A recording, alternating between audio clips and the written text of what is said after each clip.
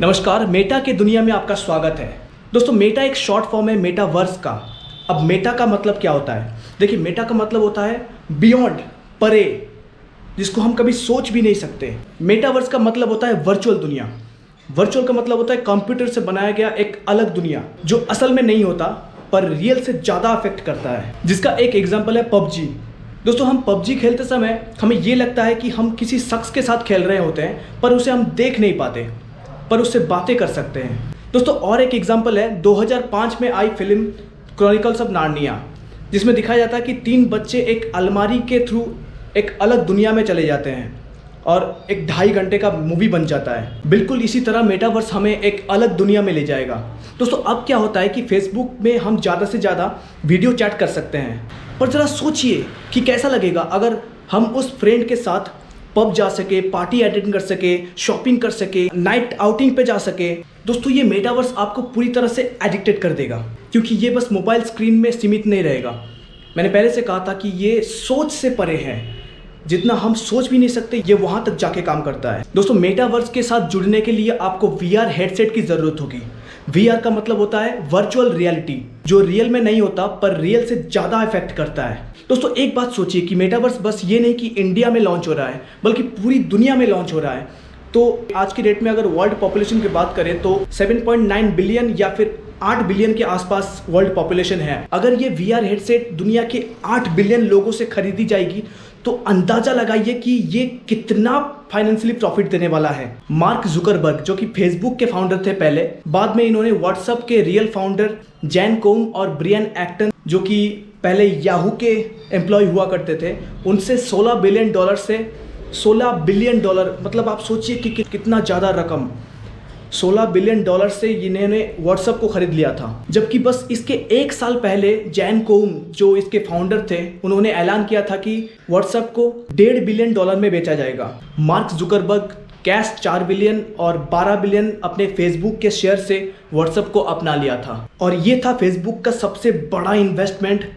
जबकि इंस्टाग्राम को 323 मिलियन, महज $323 मिलियन से खरीदा था। इनको भी 300 मिलियन कैश और 23 मिलियन फेसबुक के शेयर से खरीदा गया था। तो किससे खरीदा गया था? इंस्टाग्राम के जो रियल फाउंडर थे वो थे केविन सिस्ट्रम और माइक क्रेगर। अब इन तीनों को एक साथ लाने के बाद मार्क जुकरबर्ग सोच रहे हैं कि इसके साथ जो पुराने घिसे पिटे वाले फीचर्स थे उसके साथ साथ कुछ ज़बरदस्त चेंज ला सके। दोस्तों, आप में से कई लोगों ने देखा है कि पहले फेसबुक लाइट हुआ करता था, जिसमें ना था स्टोरी डालने का फीचर्स और काफ़ी स्लो चलता था। अब नया वर्जन में आप स्टोरीज भी डाल सकते हो, अपना प्रोफाइल लॉक भी कर सकते हो, और इस स्टोरी सेक्शन में जितने सारे सॉन्ग्स अवेलेबल हैं उन सारे म्यूज़िक कंपनी के साथ जुकरबर्ग ने टाई अप कर लिया है। फिर आ गया मैसेंजर। दोस्तों, पहले हम फेसबुक लाइट में मैसेज करके बैठ जाते थे, दूसरे बंदे ने उस मैसेज को देखा कि नहीं उसके लिए आपको पूरा पेज रिफ्रेश करना पड़ता था। पर मैसेंजर आने के बाद ये सब इंस्टेंटली होने लगा। जैसे मान लो कोई लड़का लड़की फ़ोन पे बतिया रही हो, हाँ जानू किधर हो? उधर से लड़का बोल रहा है, हाँ बेबी मैं तो मार्केट आया था, और फटाक से मैसेंजर में एक पिक्चर आती है, टिंग। उस तरह मैसेंजर खोल के देखता है, फिर वॉइस मैसेज करता है, जानू ये क्या है? तो उधर से लड़की बोलती है, बेबी पता है मुझे ना जीन्स एंड टॉप पहनना बहुत अच्छा लगता है, पर पापा कभी लाते नहीं, तुम दिला दोगे प्लीज़ जानू? तो इस सब में थोड़ा खर्चा भी रहता है। और एक नया फीचर्स आ गया है, व्हाट्सएप से आप पेमेंट भी कर सकते हो। तो ज़रा सोचिए कि अमेरिका, जो इंडिया से बहुत दूर, मीलों दूर बैठ के इंडिया से अरबों खरबों रुपए कमा रहा है। दोस्तों, मेटावर्स इंटरनेट की दुनिया को एकदम नेक्स्ट लेवल पे ले जाने वाला है।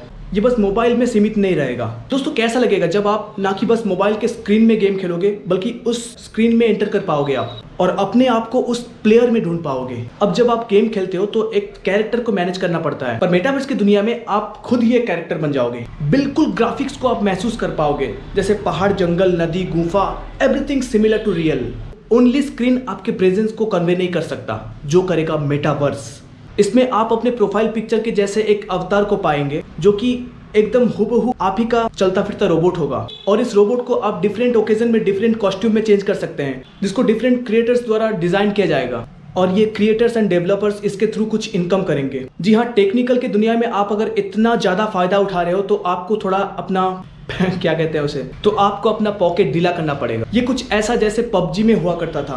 पबजी के जो प्लेयर्स थे उनको टोपी दिलाओ, गन दिलाओ, टी शर्ट दिलाओ, पैंट दिलाओ। पबजी तो बैन हो गया, खैर अब ये पबजी का बाप आने वाला है, बाप तो नहीं कहूँगा, ये उसका परदादा आने वाला है। इसके अलावा आप अपना खुद का घर पाएंगे मेटावर्स में, जो कि होराइजन होम के नाम से जाना जाएगा। और आप इस होराइजन होम में बैठ के जितने भी डिजिटल मीडिया है, like photo, video, game, movie, books, art, सबका मजा उठा सकते हैं आप एक होराइजन होम में बैठ के। बस इतना ही नहीं, आप मेटावर्स में शॉपिंग करने से पहले एक तरह से उस चीज को छू के महसूस कर सकते हो। और मेटावर्स एक इको चेन सिस्टम के जैसा काम करेगा, जिसमें सेलर्स भी रहेंगे, बायर्स भी रहेंगे, क्रिएटर्स भी रहेंगे, डेवलपर्स भी रहेंगे। दोस्तों कैसा लगेगा अगर आप घर में बैठ के मीलों दूर इजिप्ट को अपने रूम में एक्सप्लोर कर पा रहे होंगे, अपने घर से मीलों दूर एक नया कंट्री में आपका फेवरेट आर्टिस्ट का लाइव कंसर्ट शो हो रहा है, पर आप वहां तक पहुंच नहीं सकते। उसकी भी दूरी मिटा देगा ये मेटावर्स। और ना कि बस दूरियां मिटाएगा, बल्कि आपको उस लाइफ में होने का एहसास दिलाएगा। आप घर बैठ के अपने फेवरेट इंस्ट्रक्टर के साथ जिम एंड वर्कआउट अटेंड कर सकते हैं और आपको लगेगा कि इंस्ट्रक्टर बस आपके सामने खड़ा है। और इन सब को एंजॉय करने के लिए आपको चाहिए एक VR हेडसेट, जिसका नाम रखा गया है कैम्ब्रिया। और ये VR हेडसेट लोगों के आंखों के सेंसिटिविटी को नजर में रखते हुए बनाया जाएगा। देखिए इसके कुछ डिसएडवांटेज भी हैं, जैसे अभी हाल ही में बांग्लादेश में एक वायलेंट हुआ था, जहाँ पे मुस्लिम रिलीजन के लोग हिंदू कम्युनिटी के बहुत सारे मंदिर, मतलब 120 मंदिर और उसके साथ दुर्गा जी की मूर्ति को भी जला दिया था और कई लोग घायल हुए थे। तो वजह क्या था?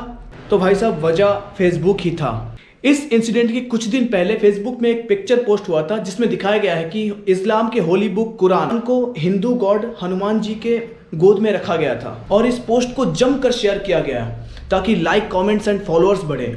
उनको ये पता था, जो भी इसे शेयर किया है उनको ये पता था कि ये सामने जाके एक बड़ा मोड़ लेगा, फिर भी वो उन्हें उससे क्या, उनको बस लाइक से मतलब है। इसके अलावा आप लोगों ने बहुत सारे ऐसे पिक्चर्स को शेयर होते देखे होंगे जो कि इस तरह के वायलेंस को बढ़ावा देती है, जैसे हिंदू गॉड के सर पे कोई पैर रख के खड़ा हो या फिर भारत के तिरंगा को आग लगा दिया गया हो। ये सब जो करते हैं इनका दुनिया से कोई लेना देना नहीं है, इनका बस फॉलोअर्स बढ़ जाए, इनको बस फॉलोअर्स से मतलब है। अब फॉलोअर्स बढ़ा के होगा क्या? अब इंस्टा पे भी एक ट्रेंड्स आ गया है, रील्स बनाओ फॉलोअर्स बढ़ाओ। तो कुछ लड़कियां जो होती है वो कपड़े पहनना ही भूल गई, जब देखो वो अधनंगी रहती है ताकि उनके बदन को देखकर फॉलो कर लें। और कुछ लड़कियां होती है जो पब्लिक के सामने, ऐसा नहीं कि घर के सामने या फिर मोहल्ला के सामने, train station, busy road, train के अंदर, फ्लाइट के अंदर, एयरपोर्ट में कमर हिला के रील बना लेते हैं। मैं तो कहता हूँ इससे यूट्यूब अच्छा है, जहाँ पे लोग अपने इन्फॉर्मेटिव आइडियाज शेयर करते हैं और उसके लिए यूट्यूब उसको कुछ इनकम भी देता है। तो सोचिए अगर फेसबुक इतना तहलका मचा रहा है तो मेटा क्या कर सकता है? ये तो इसका बाप होगा। अभी भी गाँव में अगर सर क्लास ले रहे होते हैं तो बच्चे पीपल के छांव के नीचे पबजी खेल रहे होते हैं। दोस्तों सोचिए कि दूर बैठा अमेरिका इंडिया से अरबों खरबों रुपए कमा रहा है और हम लोग क्या कर रहे हैं? रात के 1:30 बजे अपने पड़ोस के क्यूटी पाई के थर्ड फेसबुक अकाउंट पे मैसेज करते हैं, हाय। इजराइल एक ऐसा कंट्री जिसका पॉपुलेशन है 90 लाख, जो कि इंडियन इंडिविजुअल यूट्यूबर के सब्सक्राइबर से भी कम है, उसने अपना कंट्री को पूरे आयरन डोम सील से ढक लिया है। आप लोगों का बहुत बहुत धन्यवाद कि आप लोगों ने मोदी जी की बात मानी और चाइना के प्रोडक्ट को बॉयकॉट किया।